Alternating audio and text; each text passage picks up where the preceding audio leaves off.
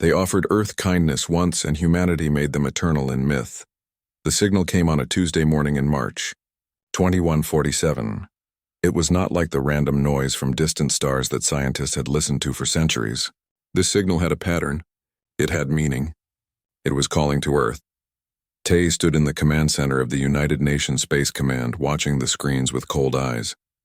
He was 60 years old, with gray hair and a face marked by too many difficult decisions. As an admiral, he had spent his life preparing for threats from space, asteroids, solar flares, rogue colonies. But never this. Never a message from something intelligent and unknown.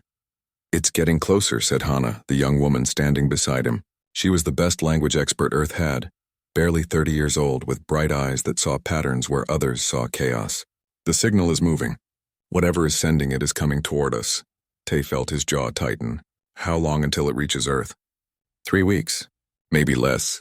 On Mars, a young colonist named Wanbin was outside the dome when he saw it first. He was checking the water recyclers, a boring job that kept the colony alive. The red dust stretched forever in every direction. Mars was humanity's first real home beyond Earth, but it was a hard home. People died here from simple mistakes. Wanbin looked up at the stars, something he did every day. But today, something was different. There was a new light near Jupiter. It was not a star. It was moving. "Do you see that?" he said into his radio. "See what?" his supervisor replied. "That light. Near Jupiter. It wasn't there yesterday." There was a long pause. Then his supervisor's voice came back, tight with tension. "Get inside now, everyone inside. Lock down the dome." The object arrived on a Thursday. It appeared near Jupiter's orbit, and it was massive. Not massive like a ship. Massive like a city. Like a mountain. The thing was bigger than Earth's moon, but it moved with grace and purpose through space. Every telescope on Earth and Mars turned toward it. Every screen showed the same impossible image. The object was not made of metal or stone. It seemed to be made of light itself, shaped into curves and spirals that hurt to look at for too long. Colors shifted across its surface, colors that had no names in any human language. "Is it a weapon?" asked the UN Secretary General. Tay stared at the image. "I don't know, but we should prepare for the worst." "Prepare with what?" The Secretary General replied bitterly. "We have 3 military ships that can leave Earth orbit.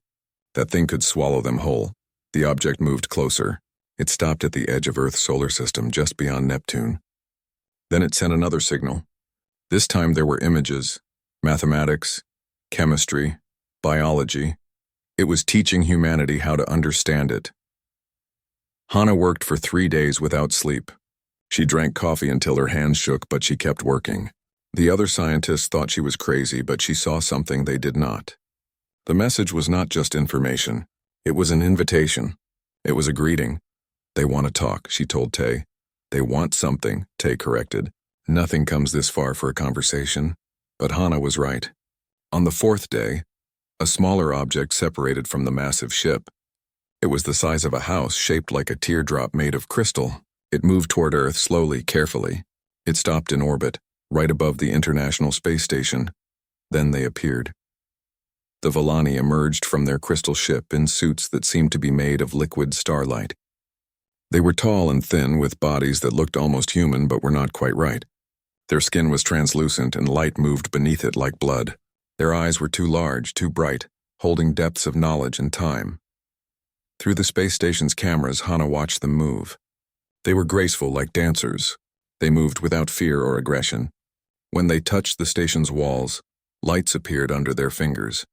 Patterns that looked like writing or music or mathematics all at once. "Hello," Hannah transmitted in every language Earth had, in every mathematical formula she could think of. The Villani responded immediately. Their reply came not as sound but as pure understanding, translated somehow directly into meaning. The scientists said it was impossible, but it happened anyway. "We are the Villani," the message said. "We have watched your species for 3,000 of your years. We have seen you grow from stone tools to starships. We have seen your wars and your peace, your cruelty and your compassion. We come now with a gift." Admiral Tay sat forward in his chair. "What kind of gift?" "Technology," the Villani responded. "Knowledge. The tools to cure your diseases, to extend your lives, to give you energy without limit. We offer this freely. Why? Tay asked the question that burned in everyone's mind. What do you want in return? The Villani's response came slowly, as if they were considering their words carefully. We want nothing. This is kindness. Pure and simple. We are an old species. We have seen 1,000 civilizations rise and fall. We have learned that the universe is hard and cold. When we find a species with potential, with hope, we offer help. That is our purpose. The world erupted in debate. Half of humanity wanted to accept immediately. They saw salvation in the stars. They saw an end to suffering. The other half screamed warnings. They remembered every story about gifts that came with hidden costs, about deals with devils, about Trojan horses. Tay met with the world's leaders. We don't know these beings, he said. We don't know their history, their motives. This could be a trap, or it could save billions of lives, replied the Chinese premier. My people die from diseases we cannot cure. They suffer from poverty we cannot end. If there is even a chance this is real, we must take it. In the end, humanity decided as humanity always did. With hope winning over fear by the smallest margin, they accepted the gift. The Villani sent down 3 crystal seeds, each one the size of a car. One went to Earth, one to Mars, one to Europa, where humanity had just started a small base. The Villani showed humanity how to activate them, how to let them grow. Use them wisely, the Villani said. Learn from them. They will teach you what you need to know. When will you return? Hannah asked. She had developed something like friendship with the Villani ambassadors over the weeks of contact. The Villani's reply was strange. We will return when you need us, or when you no longer do. But know this, young ones. We give you this gift because you will need strength. The universe is not empty. It is not peaceful. We give you tools. What you make of them will define your species. Then they were gone. The crystal ship moved away from Earth, accelerating in ways that violated physics. Within 3 days, it had left the solar system entirely. Within a week, it had vanished from even the most powerful telescopes. On Mars, Wanbin stood in the dome and watched the sky. The strange light was gone, but in the center of the colony, one of the crystal seeds was beginning to glow, beginning to grow, beginning to change everything. Admiral Tay stood in his office on Earth looking at the crystal seed that now sat in a facility in Geneva. Scientists surrounded it, studying it, learning from it. He felt a weight in his chest that he could not name. They seemed kind, Hannah said beside him. They seemed genuine. Maybe they were, Tay replied. But kind people don't give weapons to children unless they know a wolf is coming. He looked up at the stars, at the infinite darkness beyond Earth's fragile atmosphere. So where is the wolf? He whispered. The crystal seeds glowed brighter. Humanity's future had begun, but Admiral Tay could not shake the feeling that they had just accepted not a gift, but a test. And somewhere in the dark between stars, something was already moving toward them. The crystal seeds changed everything, but they did it slowly at first, like a flower opening, one petal at a time. Jiho was the first person to really understand them. He was a young engineer from Seoul, barely 25, who had always seen the world in patterns and systems. When they brought him to the facility in Geneva to study the Villani seed, he spent the first week just watching it. The seed was beautiful. It sat in the center of a clean white room, glowing with soft blue light. It was warm to the touch, but not hot. It hummed with a sound that was more feeling than noise, and every day it grew a little bigger. It's alive, Jiho told the other scientists. Not like a plant or animal. But it has awareness. It knows we're here. That's impossible, said the lead researcher, an older woman from Germany. It's technology. What if technology and life are the same thing for the Villani? Jiho replied he was right. On the 30th day, the seed opened. Not like cracking an egg, but like water flowing upward. The crystal material spread across the floor, up the walls, creating patterns of light and structure. Where it touched equipment, that equipment changed, improved, became something more. The first miracle was medical. A researcher named Somin was working in the facility's lab when the crystal patterns reached her microscope. The patterns flowed into the machine, and suddenly she could see things no human had ever seen before. Individual atoms, the bonds between molecules, the way diseases worked at the smallest possible level. Within a week, Somin had cured the common cold. Within a month, she had eliminated 3 types of cancer. Within 6 months, humanity had solutions to almost every disease that had ever killed people. The crystal technology taught them, guided them, showed them how to heal. It's like having a teacher that knows exactly what you need to learn, Soman said during a news interview. Her face was tired but glowing with joy. The Villani didn't just give us answers. They gave us a tool that helps us find our own answers. On Mars, Wanbin watched his colony transform. The crystal seed there had grown into structures that looked like trees made of light. They produced oxygen. They created water from the Martian soil. They generated more power than the entire colony could use. The population of Mars began to grow. Ships arrived every week now, bringing people who wanted to start new lives. Wanbin, who had been a simple technician, became a trainer. He taught newcomers how to work with the Villani technology, how to listen to it, how to let it teach you. It's strange, he told his sister over a video call to Earth. The technology doesn't force you to do anything. It suggests. It shows possibilities. But you still have to make choices. You still have to be human. His sister smiled. Maybe that's the point. The man who changed everything was named Daehyun. He was the governor of Mars, a politician who had always dreamed of seeing humanity spread across the stars. When the Villani technology proved safe and revolutionary, he made a bold proposal.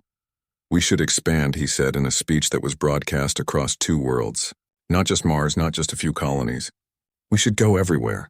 To the moons of Jupiter, to Saturn, to every place in our solar system where humans could live. The Villani gave us the tools. Let us use them. It took 5 years, but Daehyun's dream became real. By 2152, humans lived on Europa, mining the ice for water and using Villani technology to create warm habitats beneath the frozen surface. They lived on Titan, where the thick atmosphere and liquid methane lakes became resources instead of obstacles. They even began settlements on Venus using the crystal technology to float cities in the planet's upper atmosphere. Humanity exploded outward like a flower opening to the sun. And everywhere they went, they remembered the Villani. An artist named Bora created the first memorial. She worked on Earth, in the place where the Villani ship had first appeared in the sky.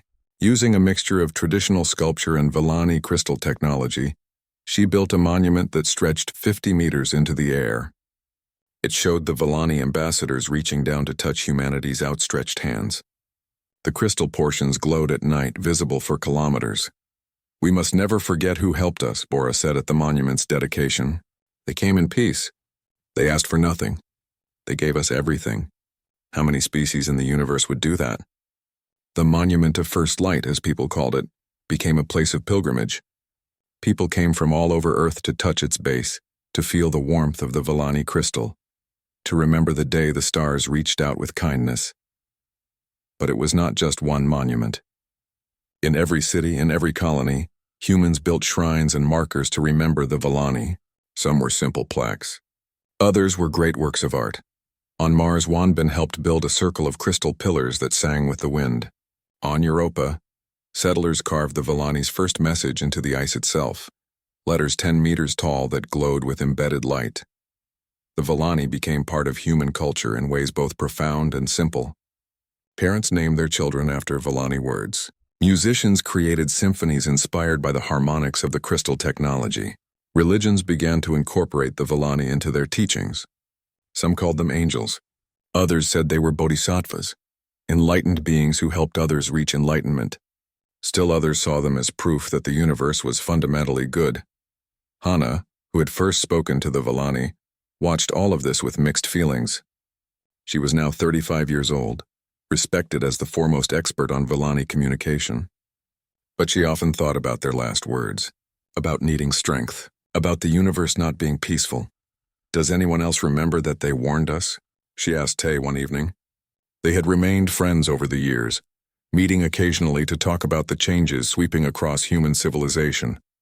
Tay, now 65 and officially retired, nodded slowly. I remember. But people don't want to hear warnings when everything is going well. Look around us, Hana. Disease is almost gone. Hunger is ending.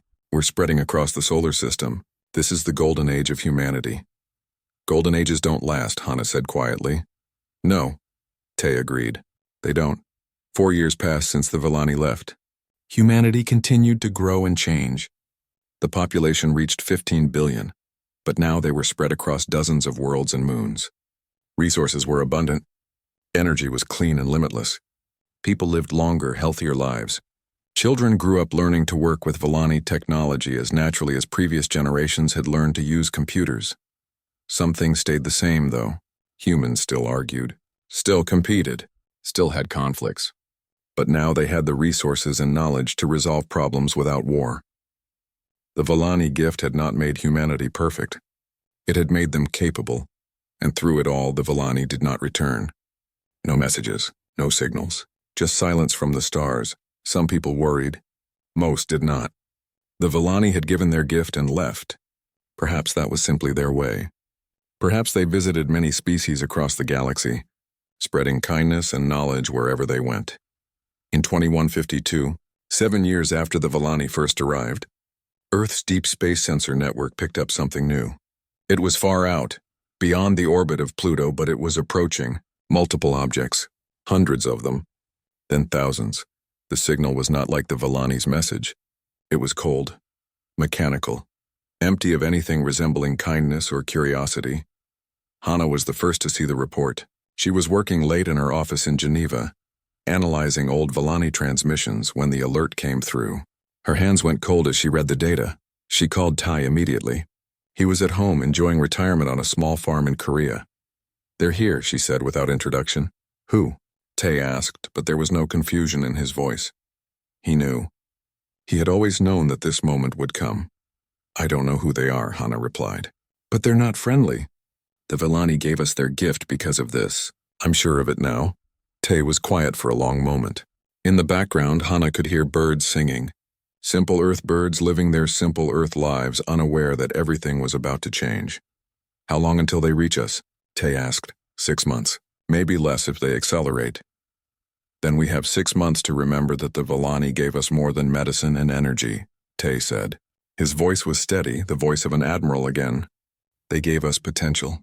Time to see what we can do with it." Hannah looked out her window at the monument of first light glowing in the darkness. "We've spent 7 years building memorials to peace. I think we're about to learn why the Volani gave us something that could be so much more. The golden age was ending. Something else was beginning. And somewhere in the cold dark between stars, an ancient evil moved toward humanity's new and fragile civilization. The Volani had offered kindness once. Now humanity would discover why." The ships came out of the dark like locusts descending on a field. Captain Hyunwoo saw them first. He commanded the UNS Horizon, one of humanity's newest deep space vessels patrolling the outer solar system. His ship was beautiful, built with Volani technology, capable of speeds that would have been impossible just a decade ago. He was proud of it. That pride died when his sensors showed him what was coming. "Captain, we're reading multiple contacts," his sensor officer said. Her voice was shaking. "No. Hundreds of contacts, thousands. Sir, I think the system is malfunctioning." Hyunwoo looked at the display. His stomach went cold. "The system is working fine. Send an emergency broadcast. All frequencies. Get this to Earth now." The objects were ships, but not like any ships humans had built. They were angular, brutal things made of dark metal and aggressive lines.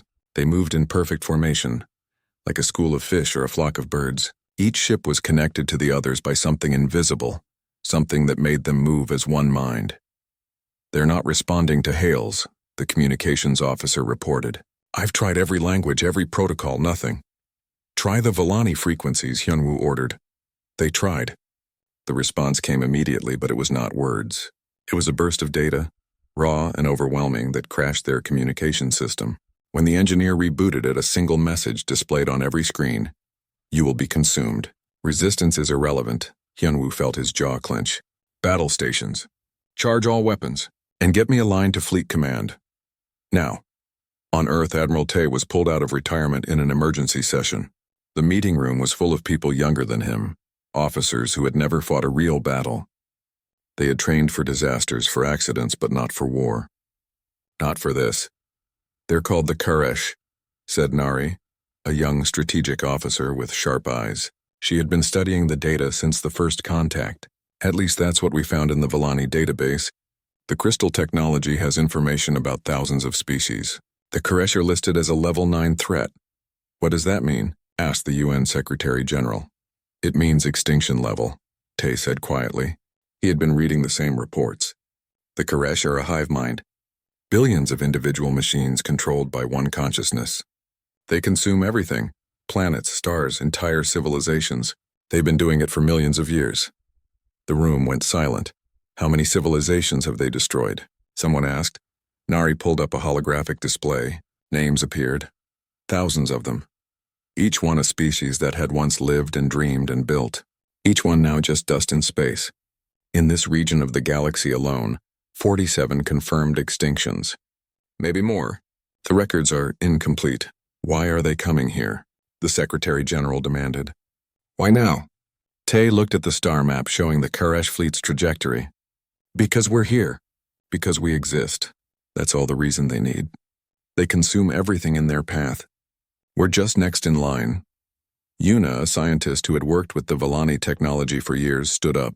She was nervous speaking in front of so many important people, but her voice was clear. The Villani knew. They knew this was coming. That's why they gave us their technology. To fight? Tay asked. Maybe. Or maybe just to survive long enough to matter. Yuna pulled up detailed schematics of the Villani crystal systems. I've been analyzing the technology since it arrived. Everyone thinks it's just for peaceful purposes, medicine, energy, construction, but that's not all it can do. The underlying systems are adaptable. Incredibly adaptable.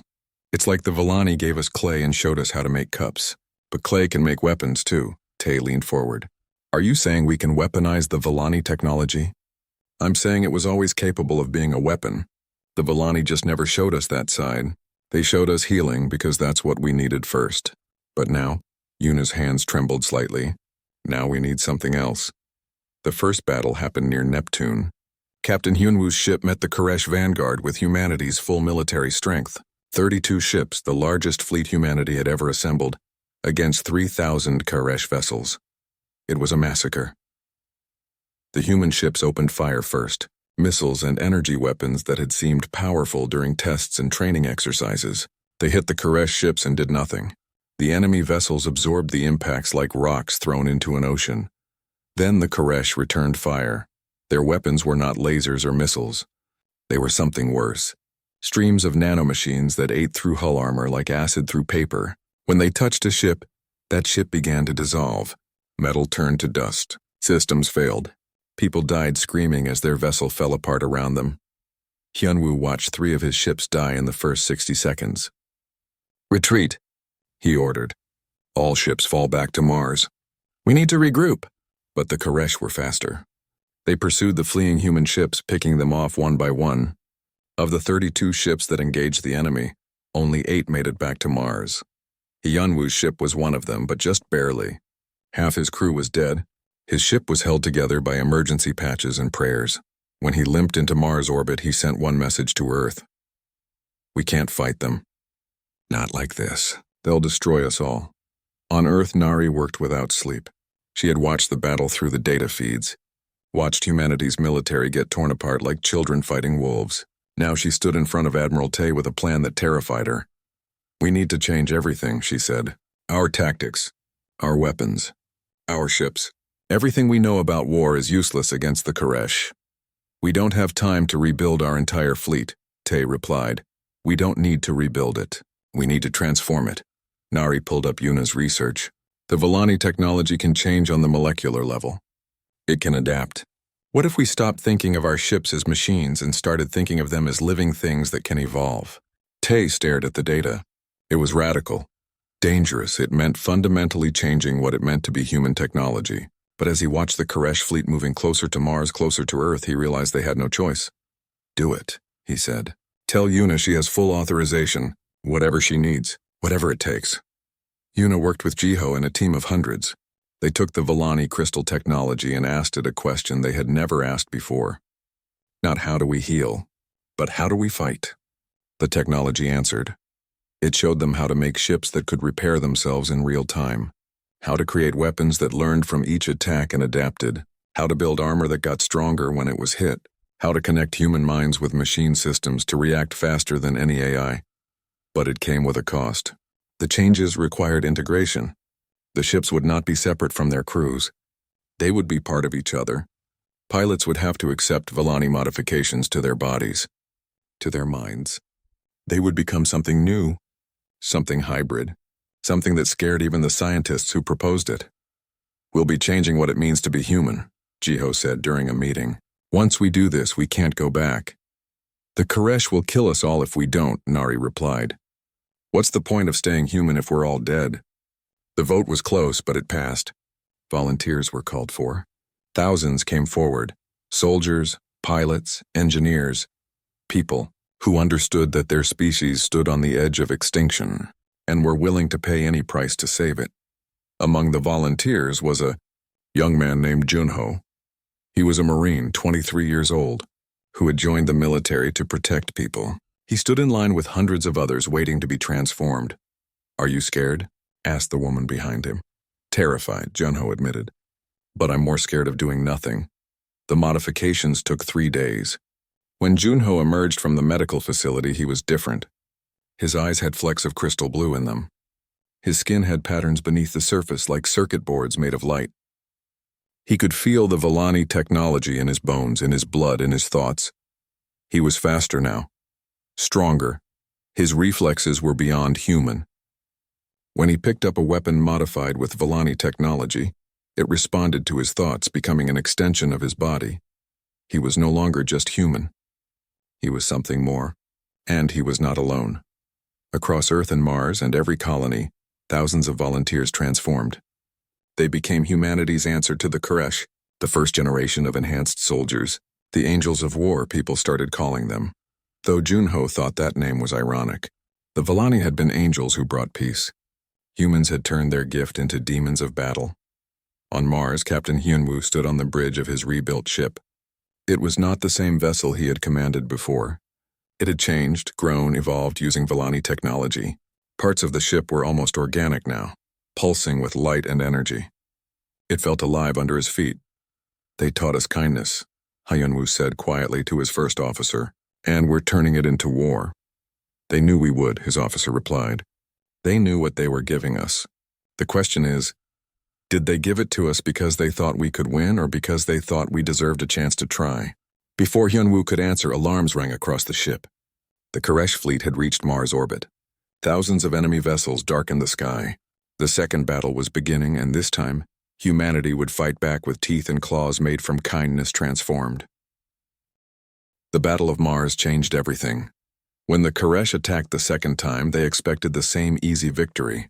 They expected human ships to shatter and die. They expected another massacre. They did not expect humanity to evolve. Junho was in the first wave. He stood in a drop pod with 40 other enhanced soldiers, all of them connected through Volani neural links.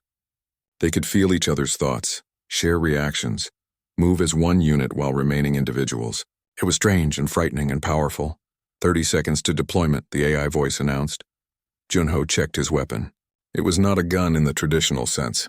It was a device that could become whatever he needed it to be. The Volani technology responded to his thoughts, shifting form, preparing for battle.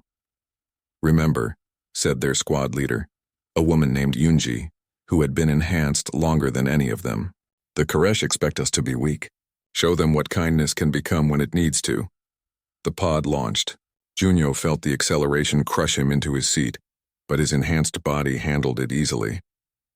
Through the pod's windows, he could see the Koresh ships, thousands of dark vessels surrounding Mars like a swarm of insects. Then he saw the human fleet, and he understood why people were calling this a new age. The ships were beautiful and terrible at the same time. They moved like living creatures, hulls pulsing with Volani light. When the Koresh fired their nanomachine weapons, the human ship's armor adapted, hardened, learned.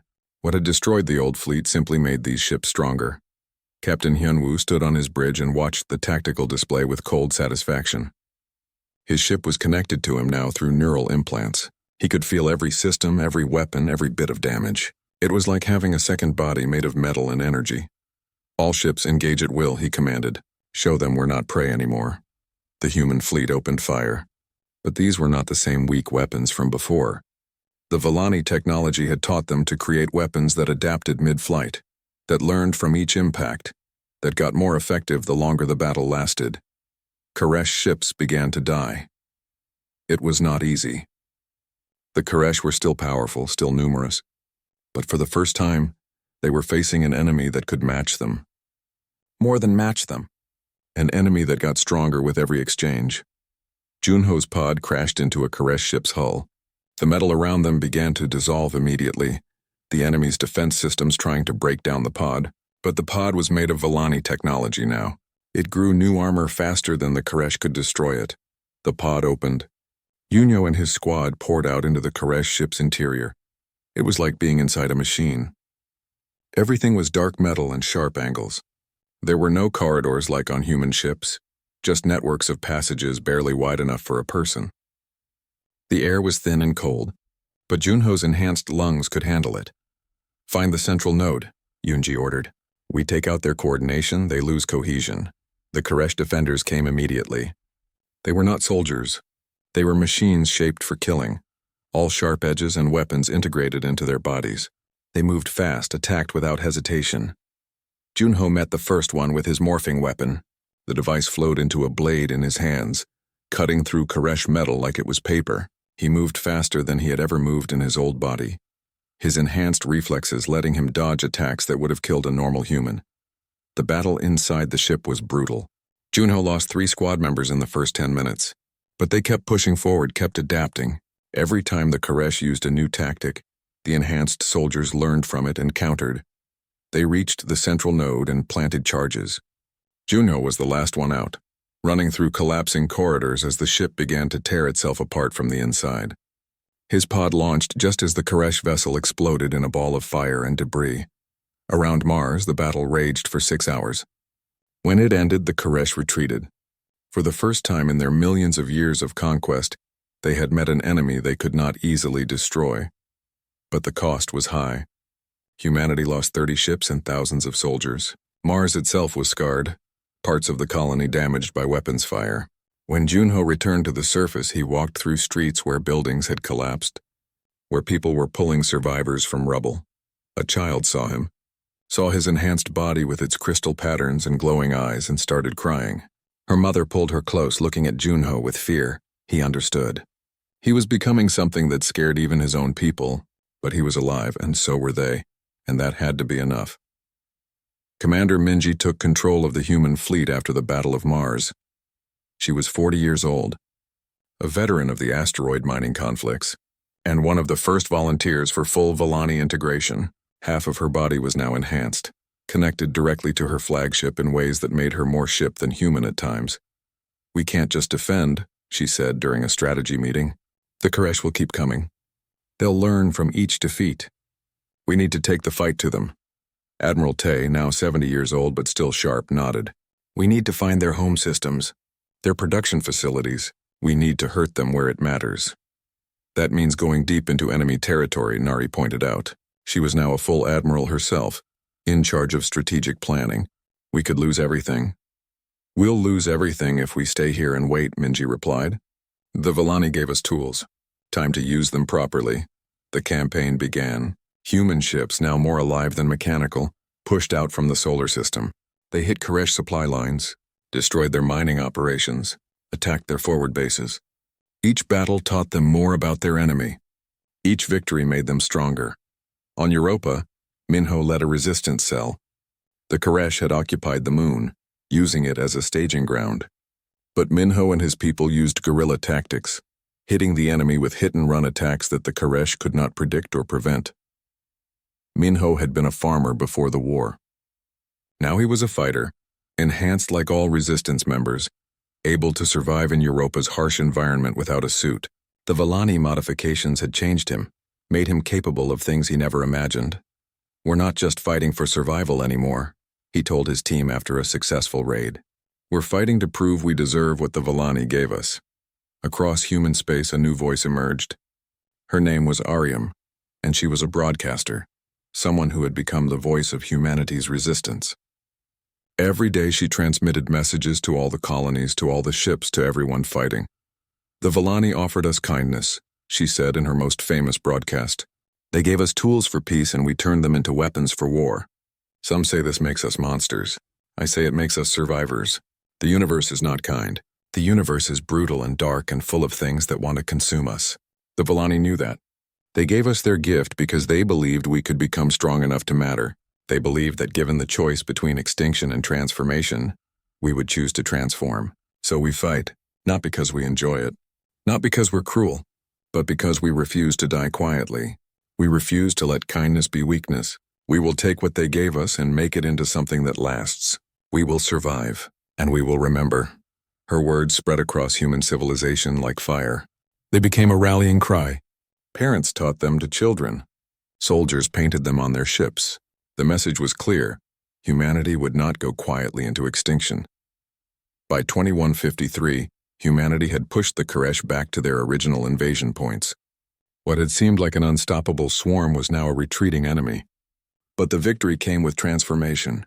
Every human who fought was changed. Every colony had been touched by war. The peace and prosperity of the Golden Age seemed like a distant dream. Junho, now a veteran of 20 battles, stood on the bridge of a human ship, looking at a Koresh world they had just conquered. The planet was dark and mechanical, covered in factories that had produced war machines for millions of years. "Do we destroy it?" asked another soldier.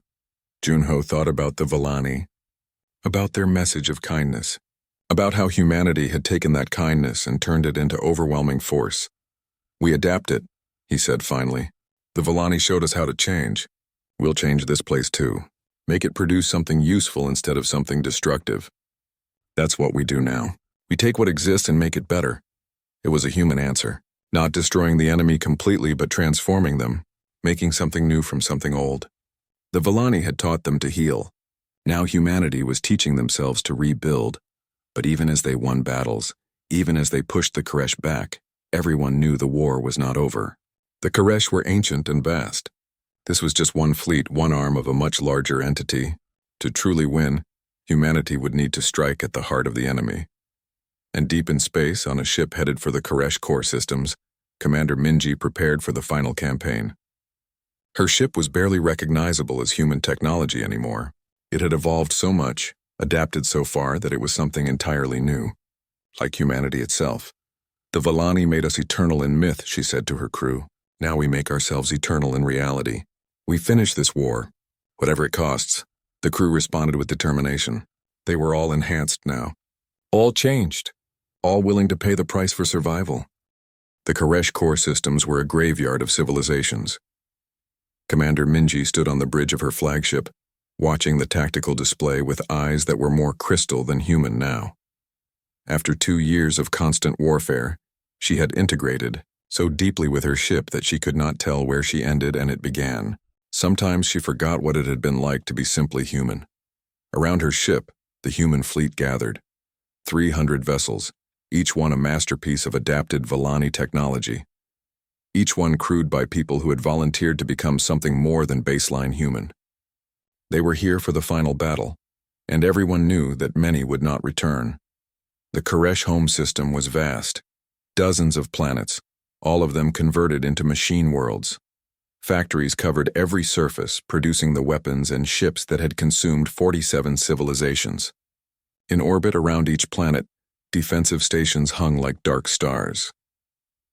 "This is what they do," said Nari, who commanded the strategic division from a second ship.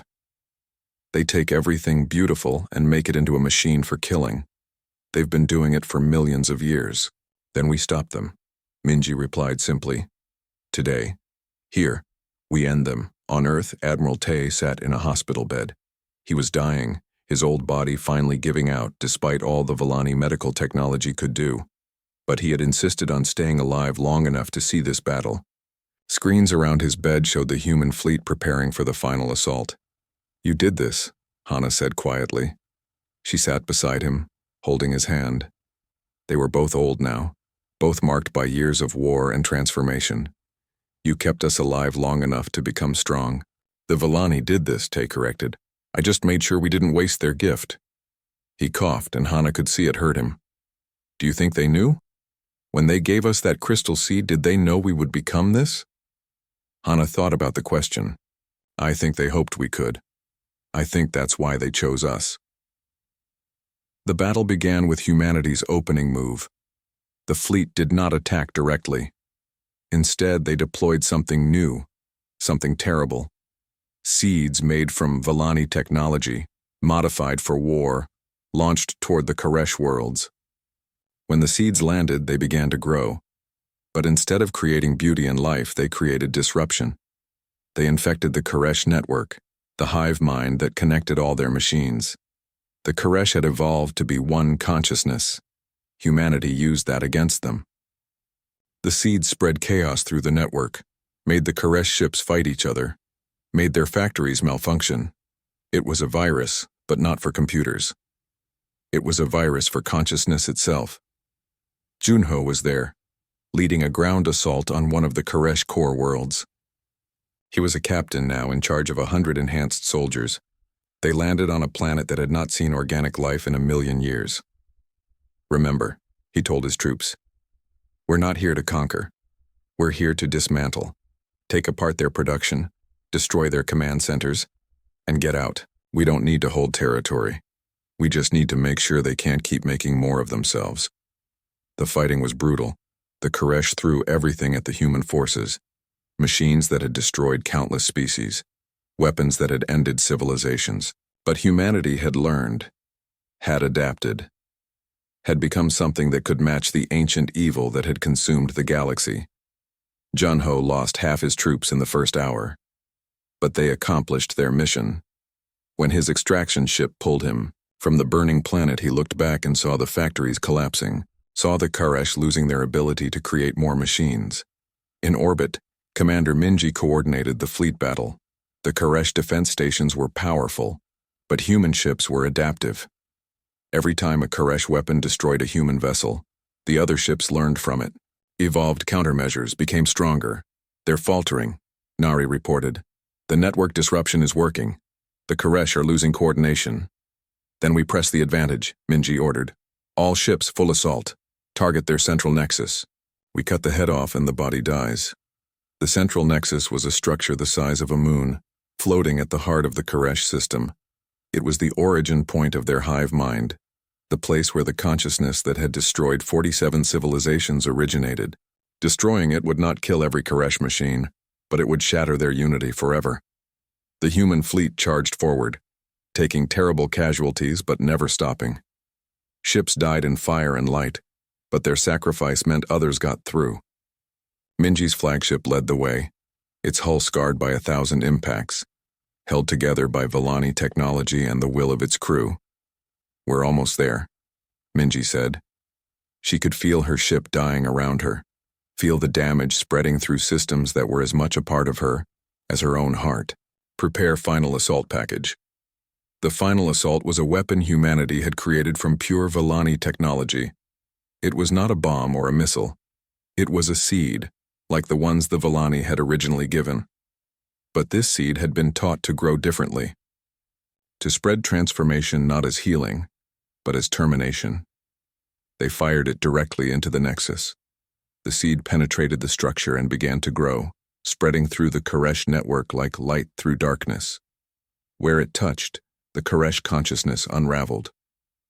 Millions of years of accumulated knowledge and evil began to dissolve. The Koresh screamed. It was not a sound but a pulse of data across every frequency. It was the death cry of something that had thought itself immortal. When the nexus exploded, the shockwave destroyed everything nearby, including Minji's ship, but Minji lived long enough to see it, lived long enough to know they had won. "Tell Earth," she transmitted with her last breath. "Tell them the angels taught us well." The war ended on a Tuesday morning in March, 2154. Exactly 7 years after the Volani had first arrived. Admiral Tay died that same morning, in his hospital bed, watching the final reports come in. The Koresh were not extinct, but they were broken, scattered across thousands of systems without coordination or purpose. They would never threaten another civilization. Hana held Tay's hand as he passed.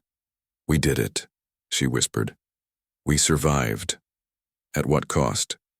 Tay managed to say before he died. It was a good question. 50 years later, in 2204, humanity had spread across 200 star systems. The population was 70 billion, scattered across hundreds of worlds. Earth was still home, still the heart of human civilization, but it was no longer the only home. Every world had monuments to the Vallani, great crystal structures that glowed in the dark, temples where people came to remember the species that had believed in humanity when no one else did. Schools taught children about the day the angels came and gave humanity the tools to survive. But they also taught about the cost, about the people who had transformed themselves to fight, about Commander Minji and Captain Junho, and thousands of others who had become something more than human to save humanity, about Admiral Tay and Hana and Wanbin, and all the people who had lived through the transformation. The Vallani never returned, at least not in those 50 years. But humanity kept looking for them, kept sending messages into the dark, kept hoping that one day they could thank them properly. In 2204, a young captain named Wanho commanded a ship on the edge of human space. He was the son of Wanbin, who had been one of the first to see the Vallani arrive. Wanho had grown up on Mars, listening to stories about the gift and the war that followed. His ship encountered a new alien species. They were small, peaceful, technological but not aggressive. When they saw the human ship, they were terrified. They had heard stories. The galaxy knew about humanity now, knew about the species that had destroyed the Koresh, knew about the warriors who had turned kindness into weapons. Wanho approached the alien ship carefully.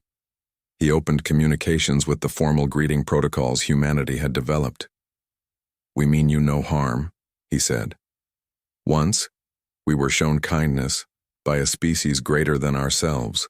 They gave us tools and asked nothing in return. Let us pass that forward. Let us offer you the same."